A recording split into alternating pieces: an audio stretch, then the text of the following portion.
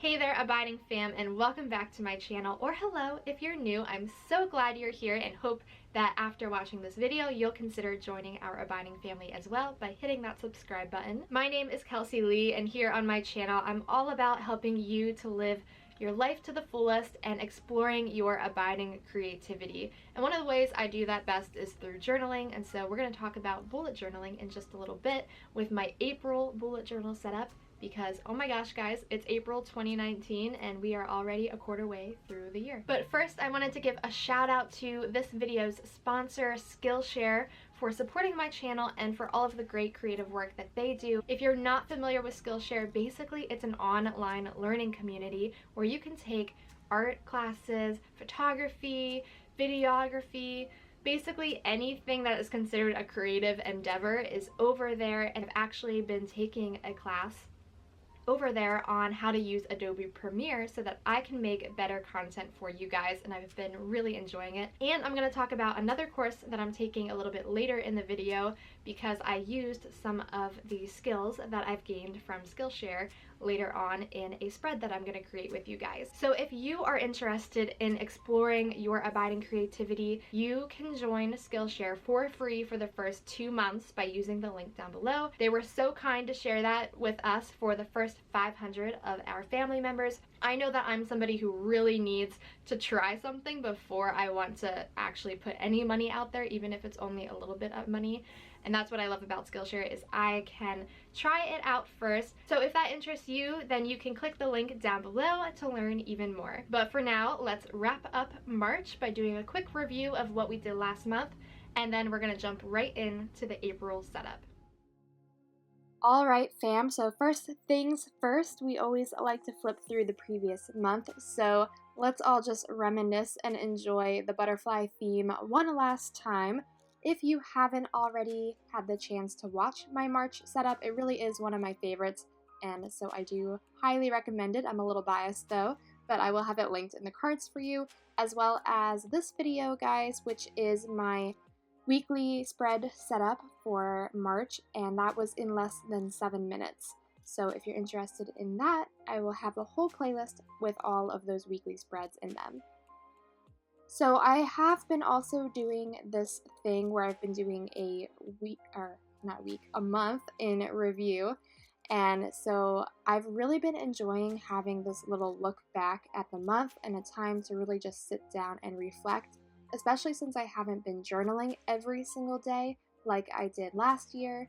It's nice, which, by the way, guys, just as a side note, I do have a lot more journal with me's and flip throughs coming for that.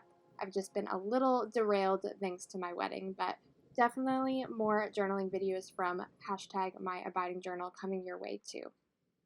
Anyways, as I was saying related to this, because I haven't been journaling every day in the new year, which I don't know if you can even call it the new year anymore now that we're 3 months in, I have been really enjoying doing this little breakdown of each month to just reflect on some memories, some successes, things that went really well, books I read or movies I watched, things like that. So this has been a really fun way to keep track of all of that.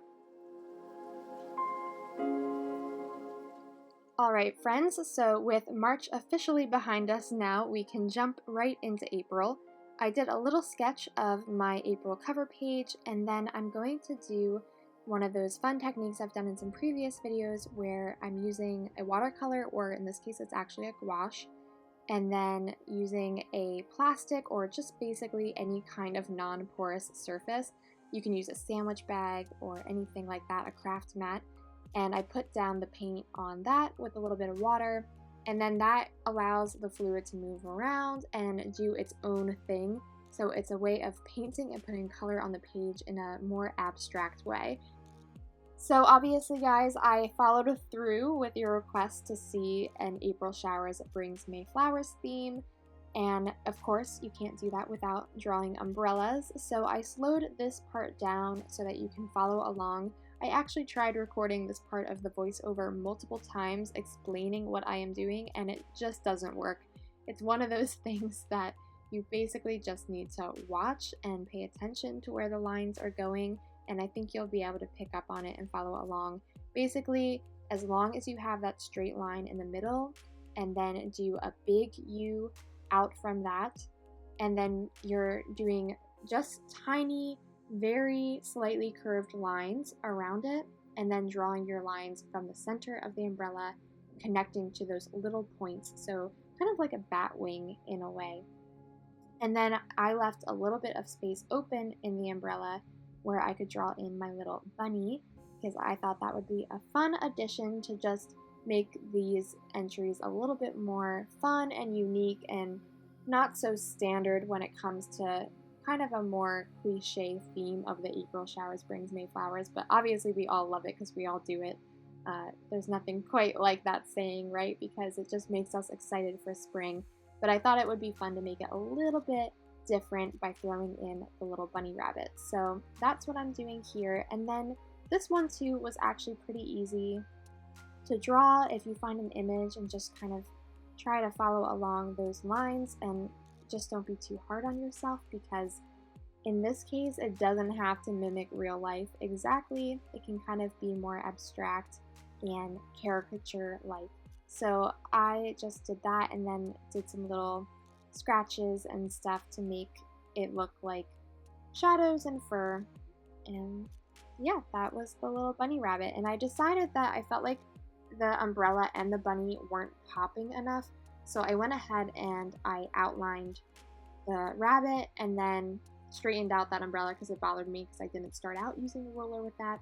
And then went in and outlined the entire umbrella, and I thought that made it pop just a little bit better. Then at the bottom, I'm just doing some brush lettering, actually using my Tombow dual brush pen in black. And this pen is really great for large brush lettering, but as I talk about in some other videos, I don't recommend these pens for brand new beginners to lettering because they're so thick and a little bit harder to handle. If you're looking for a hand lettering pen to start out with, if you want to get into brush lettering, I would recommend the Tombow Fudenosuke pens, specifically the hard nib. So that's the cover page, and then over on the right, I decided to just do a one-page monthly layout this time around because I just wanted to keep it really simple this month because it's the month before I get married, and I just know that I'm not going to be in my bullet journal as much this month other than in my dailies and tracking kind of just to-dos on the day-to-day. So for the monthly layout, I'm keeping it a little bit more simple, and I am bringing in these botanical line drawings, which I mentioned at the beginning of this video that I took a course on Skillshare that I'd be using later on, and that is this one by Peggy Dean. So she helped me in this course follow along and learn how to draw some of her beautiful illustrations for flowers like this one here that I'm following along with. And what I loved about taking this course with her is I actually have her book, and I have a whole review of her book on my channel here if you're interested. But in the book, it can be a little bit hard sometimes to follow along because you're not seeing her draw it. And so it's hard to know how exactly she's breaking down those steps. And all of the steps, as I talk about in the review, are broken down in 5 parts. And some flowers are more complicated and don't really make sense to be broken down in just 5 steps. So I loved actually watching her draw it from start to finish in real time. That was super helpful for me, and I felt like I learned a lot. And part of drawing is just getting a few different drawings in your repertoire, especially for line drawing like this. It's not really a artistic skill. These are really simple flowers. They don't take a lot of effort, but it's a matter of actually having them in your repertoire and practicing them so that when you go to do a drawing like this, a garden, for example, as your little banner, which is what I'm doing here on the calendar spread, you have a few flowers already in mind of what to draw, and that you can just pull from your existing repertoire in your mind versus having to copy something exactly that somebody else has done. So that is really helpful for me to have those drawings in mind, and that's where practicing things like this comes in really handy.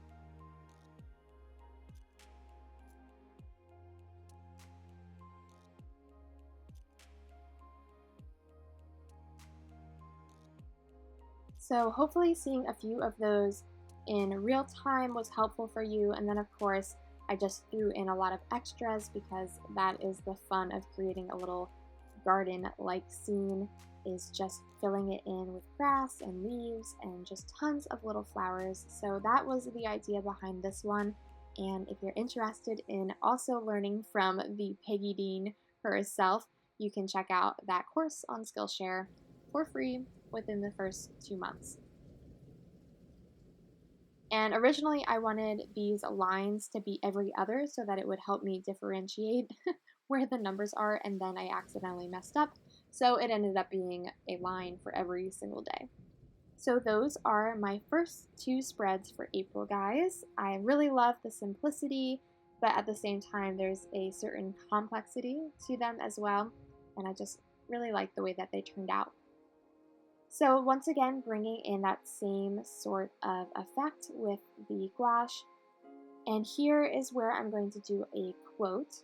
And as always, I want to show you first the hand lettering in real time so you can see how long it actually takes to do brush lettering versus then obviously the sped up version, since we don't want this video to take forever.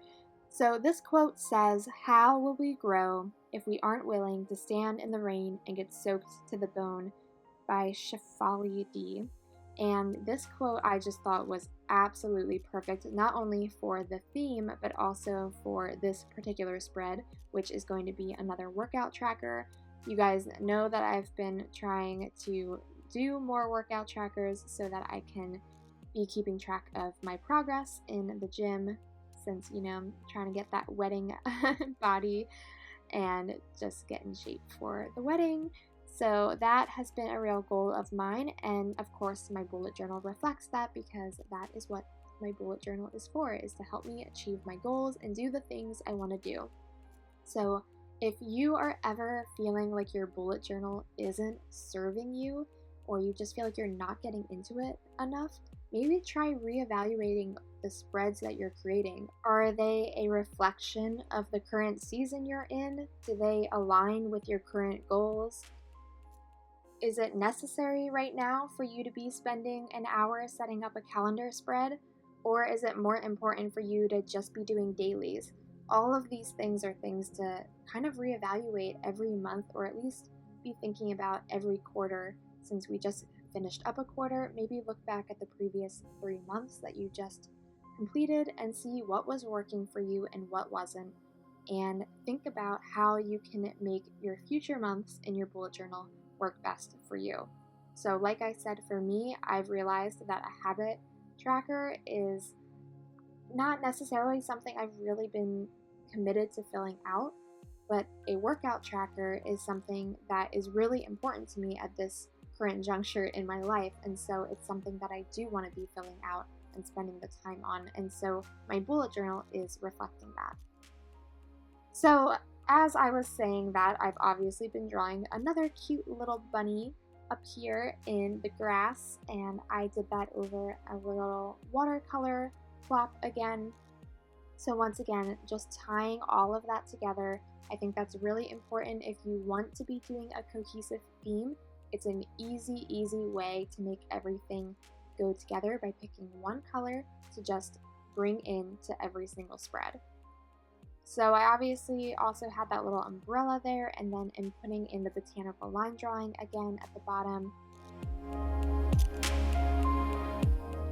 And then this obviously is going to be a spread for my wedding to-do list, so I can put in any additional things I need to be doing for the wedding, since as I mentioned earlier, we are 2 months out, but this is the month before the wedding month, so it's pretty crazy. And once again, that spread is just a really great example of how my bullet journal is a reflection of my current season of life. I am in the midst of planning a wedding, and my bullet journal reflects that. And so it's not only proving to be a great tool in real time, right, as I'm using it, but also means that it's going to be really cool as a form of memory keeping to look back on as well. So now I'm doing my April weekly, so this is going to be the first week of April, which worked out perfectly this month because April 1st is on a Monday, which I always love when that lines up. Let me know down in the comments if that is just like planner piece for you as well.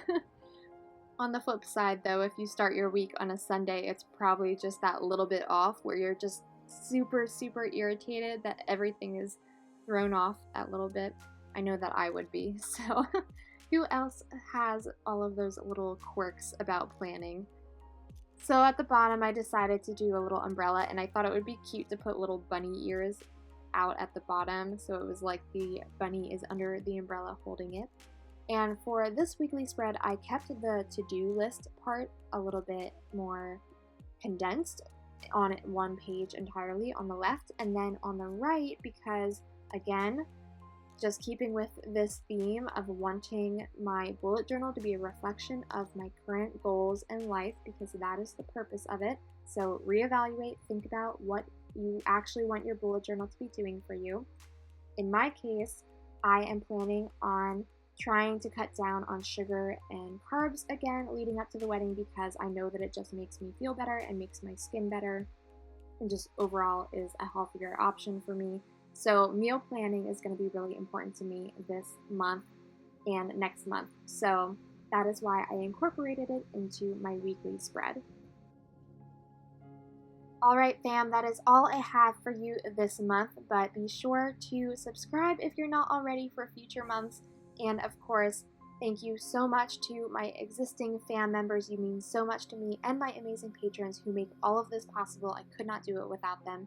If you're interested in bonus content, be sure to check out Patreon. I have a lot of more videos and printables and other fun things over there. The biggest thank you as well to Skillshare for sponsoring this video. If you want to explore your own abiding creativity even more, be sure to check out their website. I'll have it linked for you. And lastly, fam, if you made it this far, I am almost done this bullet journal. I have about 9 pages left. So if you have a suggestion for a notebook or journal you want to see me use in my future bullet journal spreads, be sure to leave it in the comments. Until next time, fam, I hope your month is full of abiding joy, love, and of course, creativity.